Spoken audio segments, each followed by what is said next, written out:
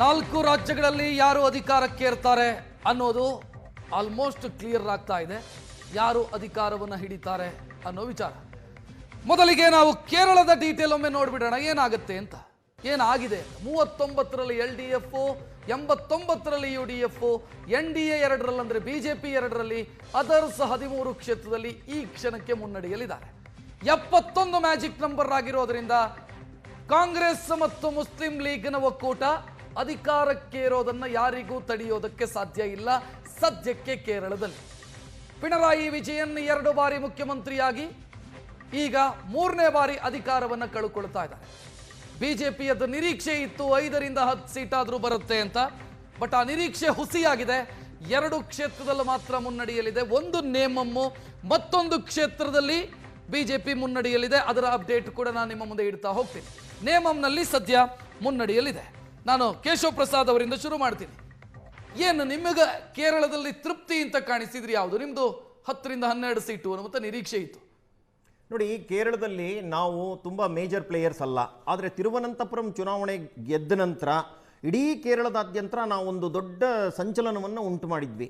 ಅಂದರೆ ಮುಂಬರುವಂಥ ಚುನಾವಣೆಯಲ್ಲಿ BJPನ ಬಿಟ್ಟು ಬೇರೆ ಯಾವುದೇ ರೀತಿಯಾದಂಥ ಆಲ್ಟರ್ನೇಟಿವ್ ಇಲ್ಲ ಅನ್ನುವಂಥ ರೀತಿಯಲ್ಲೂ ಬೆಳಿಬೇಕು ಅಂಥೇಳಿ ಅದಕ್ಕಾಗಿ ನಾವು ಮಾಡಿದಂಥ ಕಸರತ್ತು ತುಂಬ ದೊಡ್ಡದೆ. ಆದರೆ ಅಲ್ಲಿರುವಂಥ ಮತದಾರನಿಗೆ ಏನನ್ಸುತ್ತೆ ಅಂದರೆ, ಮೊದಲು LDF ಆಳ್ವಿಕೆ ಇದೆ. LDF 10 ವರ್ಷದ ಆಳ್ವಿಕೆಯಲ್ಲಿ ಕರಪ್ಷನ್ ಜೊತೆಗೆ ಅವ್ರದ್ದು ಶಬರಿಮಲಾ ಕೇಸ್ ಒಂದು ತುಂಬ ದೊಡ್ಡ ಪ್ರಮಾಣದಲ್ಲಿ ಅವ್ರಿಗೆ ಸೇರ್ಕೊಂಡಿತ್ತು. ಹಾಗೇನೆ ಗೋಲ್ಡ್ ಸ್ಮಗ್ಲಿಂಗ್ ಏನಿತ್ತೋ ಅದು ಕೂಡ ಅವ್ರದ್ದು ಹಿನ್ನಡೆ ಆಗಿತ್ತು. ಇದೆಲ್ಲದರ ಮಧ್ಯದಲ್ಲಿ ಜನಕ್ಕೆ ಏನು ಅನ್ನಿಸ್ತು ಅಂತಂದ್ರೆ BJP ಅಧಿಕಾರಕ್ಕೆ ಬಂದ್ಬಿಡುತ್ತಾ ಇದೆಲ್ಲವನ್ನು ಹೆಮ್ಮೆಟ್ಟಿ UDF ಅಂತ ಒಂದು ಪ್ರಶ್ನೆ ಇರೋದು ಸಾಧ್ಯನೇ ಇಲ್ಲ. LDF ನ ವೋಟ್ ಬ್ಯಾಂಕ್ ಅನ್ನು BJP ತೆಗೆದುಕೊಳ್ಳುತ್ತು, ಅದರಿಂದಾಗಿ UDF ಗೆ ಲಾಭ ಆಯಿತು. ನೋಡಿ, ಒಂದೇನು ಅಂತಂದ್ರೆ, ನೀವು ಉದಾಹರಣೆಗೆ ಪಶ್ಚಿಮ ಬಂಗಾಳಕ್ಕೆ ಬನ್ನಿ. ಪಶ್ಚಿಮ ಬಂಗಾಳದಲ್ಲಿ ಕಮ್ಯುನಿಸ್ಟರು ಸೋತಾಗ ಯಾರಿಗೆ ಬಂತು ಆ ವೋಟ್ ಎಲ್ಲಾನು? BJPಗೆ ಬಂತು. ಅದ್ರ ನೆಕ್ಸ್ಟ್ ಎಲೆಕ್ಷನ್ ಅಲ್ಲಿ ಏನಾಯ್ತು? BJP TMCಯನ್ನು ತಗೊಳಕ್ ಸಾಧ್ಯ ಆಯಿತು. ಮುಂದಿನ ದಿನಗಳಲ್ಲಿ ಕೇರಳದಲ್ಲಿ ಅದೇ ಆಗುವಂಥದ್ದು. ಯಾರು LDF ನಲ್ಲಿ ಇದ್ದಾರೋ ಅವ್ರಿಗೆ ಬಹುತೇಕ ಜನ BJPಗೆ ಶಿಫ್ಟ್ ಆಗುವಂಥ ಎಲ್ಲ ಚಾನ್ಸಸ್ ಇರುತ್ತೆ. ಆ ವೋಟ್ ಬ್ಯಾಂಕು ಶಿಫ್ಟ್ ಆಗುತ್ತೆ, ಲೀಡರ್ಸು ಶಿಫ್ಟ್ ಆಗಿಬಿಡ್ತಾರೆ. ಯಾಕೆ ಅಂತಂದ್ರೆ ಅಲ್ಲಿ ನಡೀತಾ ಇರುವಂಥ ರಾಜಕಾರಣ ಏನಾಗ್ತಾ ಇದೆ ಅಂತೆ, ಹೈಕೋರ್ಟೇ ಹೇಳ್ತಾ ಇದೆ ಅಲ್ಲಿ ಲವ್ ಜೆಹಾದ್ ನಡೀತಾ ಇದೆ, ಲ್ಯಾಂಡ್ ಜೆಹಾದ್ ನಡೀತಾ ಇದೆ ಅನ್ನುವಂಥ ಆತಂಕವನ್ನು ವ್ಯಕ್ತಪಡಿಸಿದೆ. ಈ ಆತಂಕದ ವಾತಾವರಣದಲ್ಲಿ ಅಲ್ಲಿರುವಂಥ ಜನಕ್ಕೆ ಅನ್ಸುತ್ತೆ, ನಾವು ಯಾವುದಾದ್ರೂ ಒಂದು ರಾಷ್ಟ್ರೀಯ ಪಕ್ಷದ ಜೊತೆ ಹೋಗ್ಬೇಕು ಅಂತ ಹೇಳಿ. ಯಾವಾಗ BJP ಜೊತೆ ಬರ್ತಾರೆ, ನ್ಯಾಚುರಲಿ ನಾವು ಆಲ್ಟರ್ನೇಟಿವ್ ಆಗಿ ಬೆಳೆದು ಬಿಡ್ತೀವಿ. ಮುಂಬರುವಂತ ಸೀಟ್ ಬರೋದ್ರು ವೋಟ್ ಶೇರ್ ಜಾಸ್ತಿ ಆಗಿದೆ, ವೋಟ್ ಶೇರ್ ಜಾಸ್ತಿ ಆಗಿರುತ್ತೆ. ಮತ್ತೆ ಪ್ರೆಸೆನ್ಸ್ ಅಕ್ರಾಸ್ ಭವಿಷ್ಯದಲ್ಲಿ ನೀವು ಗೆಲ್ಲಬಹುದೇನೋ. ಈ ಚುನಾವಣೆಯಲ್ಲಿ ನಾವು ಯಾವಾಗಲೂ ಈಗ ವರ್ತಮಾನದ ಚುನಾವಣೆಗಳ ಬಗ್ಗೆ ಕೂಡ ಮಾತಾಡೋಣ. ಈ ಚುನಾವಣೆಯಲ್ಲಿ ನೀವೇನು ಭಾಳ 5 ಸೀಟು, 7 ಸೀಟು, 8 ಸೀಟು, ಯಾವುದೋ ಒಂದು ಫಲೋದಾ ಸಟ್ಟ ಬಜಾರ್ ಅಂತೂ 18ರಿಂದ 20 ಸೀಟ್ ಅಂತ ಹೇಳಿತ್ತು. ಅಷ್ಟು ಸೀಟ್ ಅಂತೂ ಗೆಲ್ಲಕ್ಕಾಗಿಲ್ಲ. ಖಂಡಿತ ನಿಜ. ಯಾಕೆ ಅಂತಂದ್ರೆ ನಾವೇನು ಅನ್ಕೊಂಡಿದ್ವಿ ಅಂತಂದ್ರೆ ಕನಿಷ್ಠ 8ರಿಂದ 12 ಸೀಟ್ಗಳಿಗೆ ನಾವು ಹೋಗಬೇಕು ಅನ್ನುವಂಥದ್ದು ಇತ್ತು.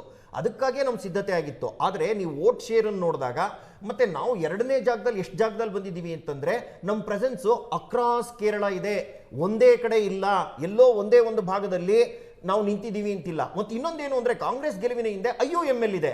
ಮುಸ್ಲಿಂ ವೋಟ್ಗಳು ಕಾಂಗ್ರೆಸ್ಸಿನ ಎಂಜಿನ್ ಆಗಿದೆ.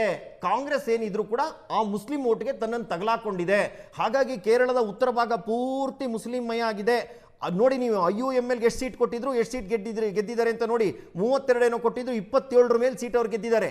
ಮತ್ತೆ ಎಲ್ಲ ಕಡೆನೂ ಕೂಡ ಕಾಂಗ್ರೆಸ್ ಎಲ್ಲಿ ಗೆದ್ದಿದೆಯೋ ಅಲ್ಲೆಲ್ಲ ಕೂಡ ಮುಸ್ಲಿಂ ವೋಟ್ಗಳು ಶಿಫ್ಟ್ ಆಗಿದೆ.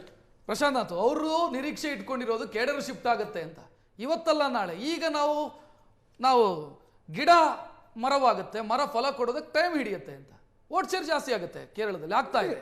ಕೇರಳದಲ್ಲಿ BJP 12.5% ವೋಟ್ ತೆಗೆದುಕೊಂಡಿದೆ.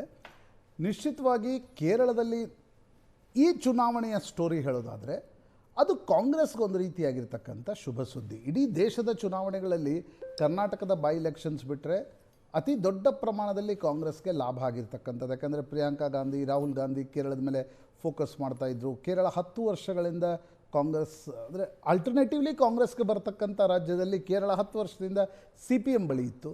ಹೀಗಾಗಿ ಕಾಂಗ್ರೆಸ್ ದೃಷ್ಟಿಯಿಂದ ನೋಡಿದಾಗ ಕೇರಳದಲ್ಲಿ ಒಂದು ಭರ್ಜರಿ ಗೆಲುವು. ಮುಸ್ಲಿಂ ಲೀಗ್ ಇವತ್ತಿನ ಕಾಂಗ್ರೆಸ್ನ ಅಲ್ಲ, ಏನಲ್ಲ.